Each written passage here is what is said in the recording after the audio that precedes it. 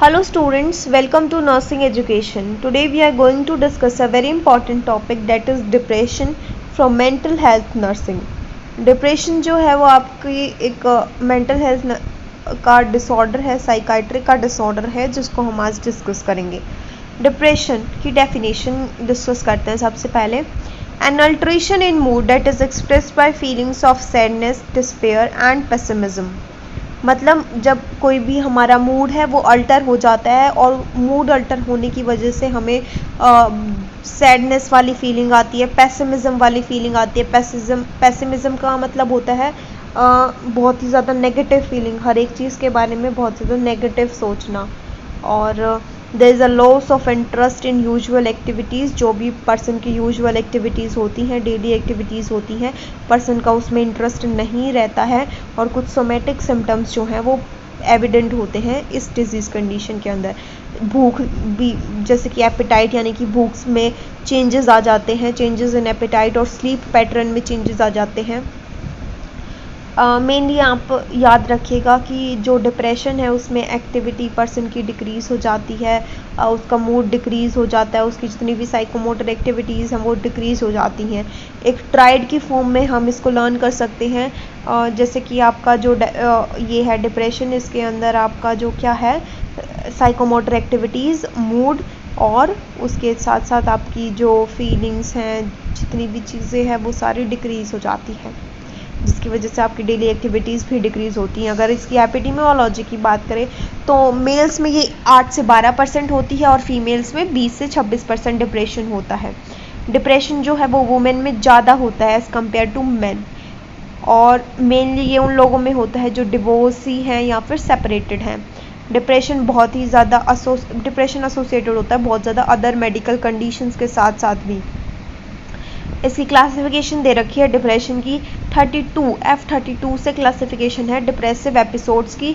32 से स्टार्ट करके 33 तक रिकरेंट डिप्रेसिव डिसऑर्डर तक ये जो क्लासिफिकेशन है वो आपकी होती है.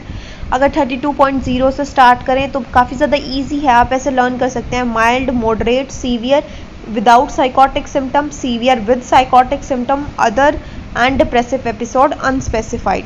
या फिर अदर्स में आप एटिपिकल डिप्रेशन याद कर सकते हैं. It's too easy.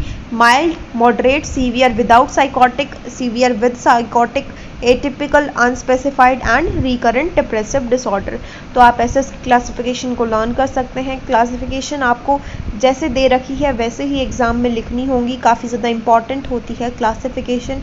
F32.0, 32.1 ये आपको लर्न करना होगा, सो इस चीज़ को इग्नोर मत कीजिएगा. नेक्स्ट, अगर हम इसके कॉजेज़ की बात करें तो डिप्रेशन होता क्यों है. एग्जैक्ट कॉज हमें नहीं पता, कुछ फैक्टर्स डिस्कस करेंगे. सबसे पहले बायोलॉजिकल थ्योरी है. बायोलॉजिकल थ्योरी में है कि कुछ न्यूरोट्रांसमीटर्स का लेवल अगर हमारी बॉडी में डिस्टर्ब हो जाता है तो उसकी वजह से हमें डिप्रेशन हो सकता है. फॉर एग्जांपल, जब आपके नोरएपिनेफ्रिन और सेरोटोनिन का लेवल बॉडी में डिक्रीज़ हो जाता है और एसिटाइल कोलिन और गाबा का जो लेवल है वो डिसरेगुलेट हो जाता है, डिसबैलेंस हो जाता है, तब डिप्रेशन होने के चांसेस इंक्रीज़ हो जाते हैं. सेरोटोनिन एंड नॉरएपिनेफ्रिन का लेवल डिक्रीज़ होना प्लस एसिटाइल कोलिन और गामा एमिनोब्यूटारिक एसिड का जो लेवल है वो डिसरेगुलेट हो जाए अगर बॉडी में, तो उसकी वजह से डिप्रेशन हो सकता है. नेक्स्ट, अगर जेनेटिक थ्योरीज की बात करें तो अगर कोई पर्सन है और उसका आइडेंटिकल ट्विन है, मोनोजाइगोटिक ट्विन है, तो उनको होने के चांसेस ज़्यादा होते हैं as compared to dizygotic twins. अगर फैमिली में किसी को है, लाइक पेरेंट्स को अगर ऐसी कोई डिजीज़ कंडीशन है तो बच्चों को होने के चांसेस इंक्रीज़ हो जाते हैं. अगर सिबलिंग्स में है, भाई बहन में से किसी को है, तो अदर जो इतने भी सिबलिंग्स हैं उनको होने के चांसेस भी काफ़ी ज़्यादा इंक्रीज़ हो रहते हैं.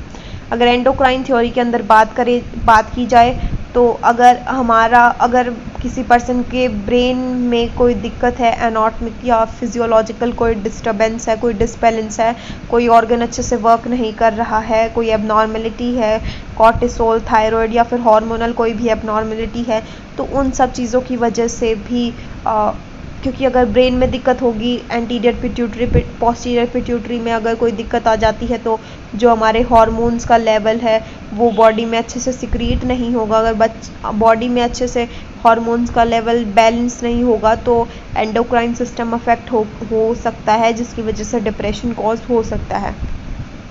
नेक्स्ट अगर हम बात करें सर्केडियन रिदम थ्योरीज की, सर्केडियन रिदम थ्योरी में आता है कि अगर किसी पर्सन की स्लीप वेक साइकिल अफेक्ट हो जाती है, यानी कि उसके सोने का और जागने का समय जो है वो अगर फिक्स है और वो अगर एकदम से डिस्टर्ब हो जाता है, तो उन सब चीज़ों की वजह से भी जो है डिप्रेशन हो सकता है।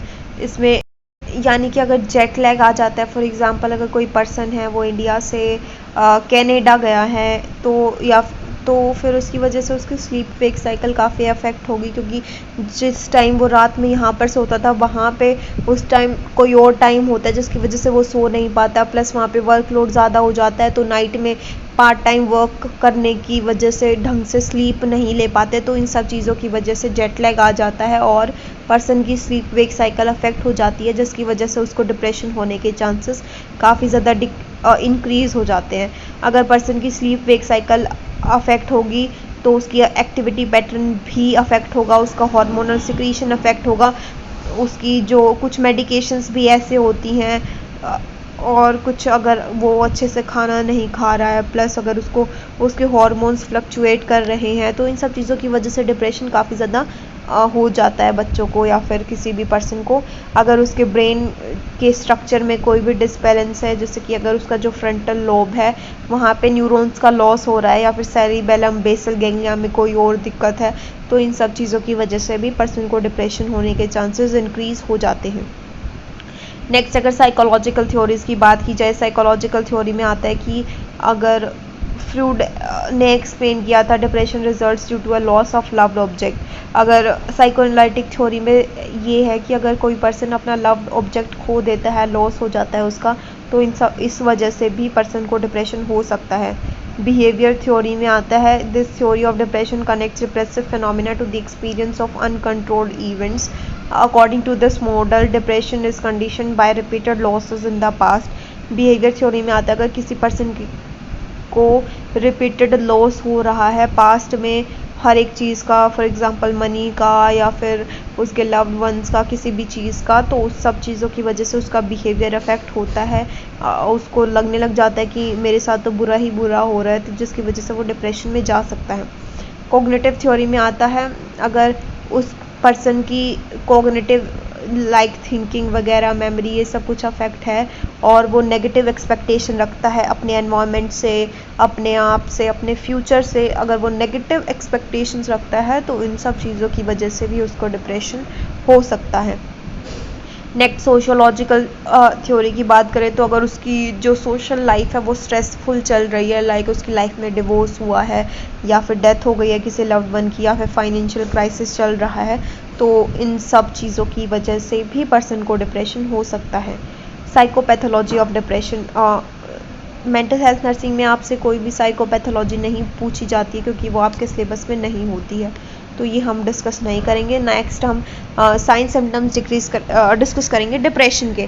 साइन और सिम्टम्स में सबसे पहले जो डिप्रेशन में आता है उसका मूड जो है, किसी भी पर्सन का उसका मूड डिप्रेस हो जाता है, उसका इंटरेस्ट नहीं रहता आसपास की किसी भी एक्टिविटी में और वो पूरे दिन सैड रहता है, दुखी रहता है।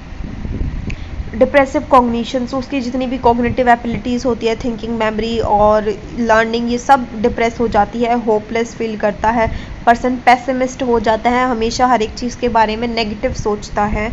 वर्थलेसनेस, हेल्पलेसनेस, उसको लगेगा खुद को हेल्पलेस समझेगा, वर्थलेस समझेगा कि वो किसी काम का नहीं है, सेल्फ को ब्लेम करेगा, अपने आप को ब्लेम करेगा हर एक चीज़ के लिए। प्लस सुसाइडल थॉट्स उस पर्सन के माइंड में आएंगे कि वो सुसाइड कर ले, अपनी लाइफ को ख़त्म कर ले, और ताकि अगर इतना दुख है उसकी लाइफ में वो अपने सारे दुखों को ख़त्म करने के लिए सुसाइड करने के थॉट्स सोचता है अपने माइंड में। नेक्स्ट साइकोमोटर एक्टिविटीज़, जितनी भी उसकी साइकोमोटर एक्टिविटीज़ है वो रिटार्डेशन हो जाती है, वो स्लो हो जाती हैं, बहुत ज़्यादा अफेक्ट होती हैं, वो अपनी डेली एक्टिविटीज़ नहीं कर पाता क्योंकि उसका मूड ख़राब है, वो दुखी है और उसको हेल्पलेसनेस की फीलिंग्स आ रही है, उसको लगता है कि वो किसी काम का नहीं है, सुसाइडल थॉट्स आ रहे हैं, तो अपनी डेली एक्टिविटीज़ अच्छे से परफॉर्म नहीं कर पाता है, वो रिटार्टेड होती हैं, रेस्टलेस फील करता है वो, तो बहुत ज़्यादा एंजाइटी होती है, वो अपनी एक्टिविटीज़ को अच्छे से नहीं कर पाता। जितने भी साइकोमोटर फीचर्स होते हैं, फॉर एग्जांपल उसको हेलुसिनेशंस और डिल्यूजन्स भी आने लग जाते हैं कई बार पेशेंट्स को। तो उसके जो बिलीव्स एंड निहिलिस्टिक डिल्यूजन्स आएंगे, जिसकी उसको बिलीफ होगा non existence of some person. Nihilistic delusions में आता है कि कोई पर्सन एग्जिस्ट करता है बट उसको लगेगा कि वो एग्जिस्ट नहीं करता। रियल में एग्जिस्ट करती है कोई पर्सन, कोई थिंग, बट पर्सन डिप्रेशन से सफ़र करने वाला पर्सन सोचेगा कि वो चीज़ एग्जिस्ट नहीं करती, नॉन एग्जिस्टेंस के बारे में सोचेगा, और उसको delusion of guilt, delusion of poverty भी हो सकते हैं। इसके साथ साथ कुछ सोमेटिक सिम्टम्स होते हैं डिप्रेशन के। फॉर एग्ज़ाम्पल उसका वेट लॉस हो जाएगा, लॉस ऑफ एपेटाइट हो जाएगा, अर्ली मॉर्निंग अवेक वो अच्छे से सो नहीं पाएगा, रेस्टलेस फील करेगा, और रिटार्डेशन हो जाएगी उसकी साइकोमोटर एक्टिविटीज़, वो अच्छे से परफॉर्म नहीं कर पाएगा। वो उसकी जो थिंकिंग और कंसंट्रेशन है उसमें भी डिफ़िकल्टी आएगी, काफ़ी ज़्यादा डिस्टर्ब हो जाएगी, अच्छे से किसी भी चीज़ पे कंसंट्रेट नहीं कर पाएगा, अटेंशन नहीं दे पाएगा। किसी भी पर्टिकुलर टास्क अगर कोई उसको दिया जाता है तो वो उसको कंप्लीट नहीं कर पाता, उसकी मेमोरी काफ़ी ज़्यादा डिस्टर्ब हो जाती है। इसके साथ साथ उसका मेंस्ट्रुअल और सेक्सुअल जितनी भी डिस्टर्बेंसेस होती हैं वो भी हो जाती हैं उस पर्सन को, और बहुत ज़्यादा डिस्कम्फर्ट होता है। अगर डायग्नोसिस की बात करें तो कुछ साइकोलॉजिकल टेस्ट हैं, उनसे हम डिप्रेशन को डिटेक्ट कर सकते हैं। For example Beck depression inventory, Hamilton rating scale for depression to assess severity and prognosis. इन स्केल्स का यूज़ किया जाता है डिप्रेशन को डिटेक्ट करने के लिए और उसकी सीवियरिटी को चेक करने के लिए। Next is dexamethasone suppression test को यूज़ किया जाता है कॉर्टिसोल सिक्रीशंस को, test showing failure to suppress cortisol secretions in depressed patients. Cortisol का सिक्रीशन वगैरह चेक किया जाता है डेक्सामेथासोन सप्रेशन टेस्ट की हेल्प से।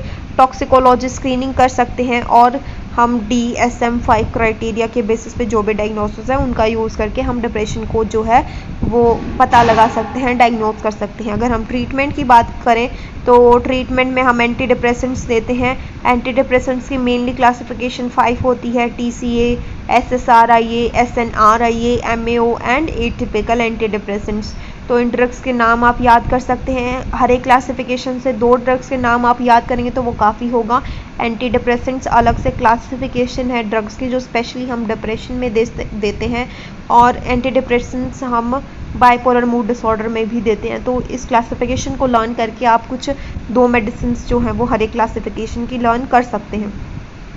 फिजिकल थेरेपी लाइक हम ECT पेशेंट को दे सकते हैं। लाइट थेरेपी हम पेशेंट को दे सकते हैं, एक पर्टिकुलर आर्टिफिशियल लाइट के साथ उसका एक्सपोजर करवा के उसको लाइट थेरेपी दे सकते हैं। और हम MRI कर सकते हैं उसका डायग्नोसिस के लिए, और उसके बाद हम रिपेटेटिव क्रेनियल मैग्नेटिक स्टिमुलेशन या फिर वेगस नर्व को स्टिमुलेट कर सकते हैं, ताकि जो उसकी ब्रेन की फंक्शनिंग है वो थोड़ी सी अच्छी हो जाए, नॉर्मल हो जाए।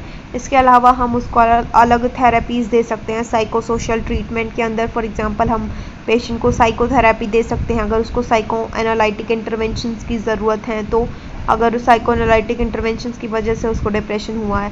प्लस उसको कॉग्निटिव थेरेपी दे सकते हैं ताकि उसकी जो कॉग्निटिव स्किल्स हैं, जैसे कि अगर वो खुद को होपलेस समझ रहा है, वर्थलेस समझ रहा है, उसको पेसिमिस्टिक आइडियाज़ आ रहे हैं, तो इन सब चीज़ों को दूर करने के लिए हम उसको कॉग्निटिव थेरेपी भी दे सकते हैं।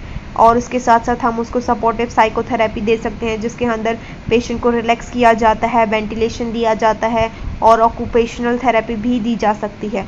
तो आज हम लोगों ने डिस्कस किया कि डिप्रेशन क्या होता है, उसकी डेफिनेशन, उसके कोजेज़, उसके बाद हमने साइन एंड सिम्टम्स को डिस्कस करते हुए डायग्नोसिस के बारे में बात करी, और लास्ट में हमने डिप्रेशन के ट्रीटमेंट को डिस्कस किया।